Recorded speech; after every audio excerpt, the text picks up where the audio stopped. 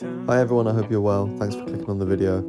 Oh my god, I just got done watching episode 4 of Cyberpunk Edgerunners and I'm still high. That was absolutely amazing. There were moments where I gasped out loud, there were moments where I was laughing out loud, and this is just by myself. This show just elicits so much emotion, you know what I mean? Like, I care for all of these characters so much, it's almost ridiculous. Like, I want the best for all of these guys. This scene right here was hilarious. The way she licks the blood off of him, like, dude.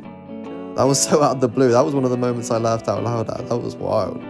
It's funny because one of the main things that attracted me to this show, right, were the action scenes. Like in the trailer, all of the explosions, like it just looked so wild.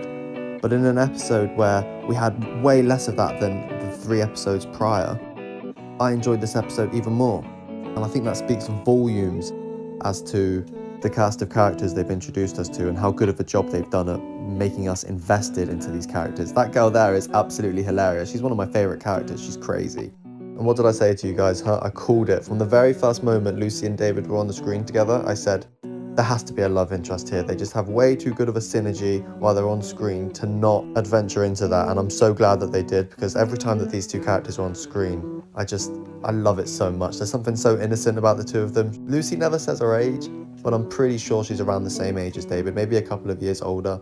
But it's clear as day at this point that everything I've been saying all along was correct. She clearly has feelings for David, and by the end of the episode, it's pretty undeniable, right?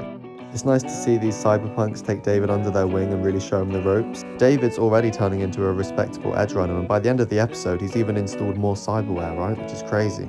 We even got a very brief appearance from Rogue, so if you played the video game, you'll recognize her straight away. This episode kind of reminded me of like the end of a Karate Kid movie or something, you know what I mean? You know, when it's like he's getting ready for the final fight and it's like a montage of him training and he's collapsing from working out so hard, you know what I mean? This episode reminded me of that a lot. You know, in a lot of ways, that kind of is what this episode was. And it's nice to see these edgerunners keeping it edgy, you know what I mean? No pun intended. They're never too shy to flash some titties on the screen or blow a guy's head off completely out of the blue, right? And that brings me to the next point of the episode, which just had my jaw on the floor. We get a surprise death. I'm not 100% convinced yet that it is certainly a death, right? I feel like there might be a loophole. I've noticed, I'm not going to say the character who gets his head blown off, right? But it happens. And there's like a chip on the floor afterwards, so I'm not sure if these guys are going to be able to like re-download his consciousness. That would be really interesting to see, because I know that they can do that in the game.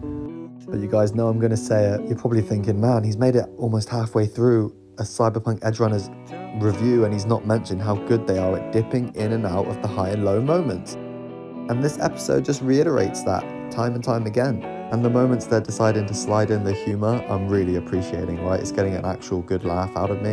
It doesn't feel cheesy at all, it feels genuine, and I'm really enjoying it. I hope for the rest of the season these guys just keep going as they are, right? Because I'm enjoying everything, the relationship between all of them. It really feels like family, and it's nice to see David. Like, if you compare David now and his mindset compared to the first episode, it's night and day. He's in such a better place, and it's nice to see him in a positive way rather than all doom and gloom, you know what I mean? But that's what I'm talking about when I say character development.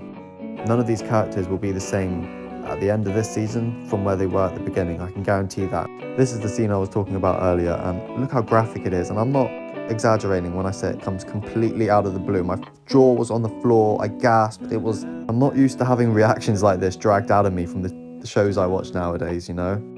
I couldn't recommend this show more if I tried, honestly. Again, if I had to give this episode a rating, just like the first 3 episodes, it'd be damn near impossible not to give it a 5 out of 5 rating. It's absolutely amazing. They continue to move along the story well and build on the love we have for these characters and the relationships they have with one another. I can't wait to see where these guys are at by the end of the season. With all the drama they'll be involved with and the way they all have each other's backs, I know that it's going to be fantastic to watch, and I can't wait for the next episode, guys. They continue to end these episodes in a way that leaves me wanting more. It's honestly all I can ask for. Other than this one thing, right? This one ask I have for these guys. Please don't ruin the relationship between David and Lucy. It's a lot of what makes this show so special, right? These guys and the chemistry they have, man, it's so special. I pray to God that they don't ruin it, but They've not given any signs that they're going to ruin it. They've done nothing but deliver on all fronts so far, so I have nothing but faith in these guys. If you guys enjoyed the video, please leave a like and subscribe to the channel for more Cyberpunk Edgerunners content. I have way more on the way. Like I said, the whole season will be reviewed. And if you have anything you'd like to discuss, maybe I missed something from the episode, please leave a comment down below and I'll get back to you when I can. Thanks, guys.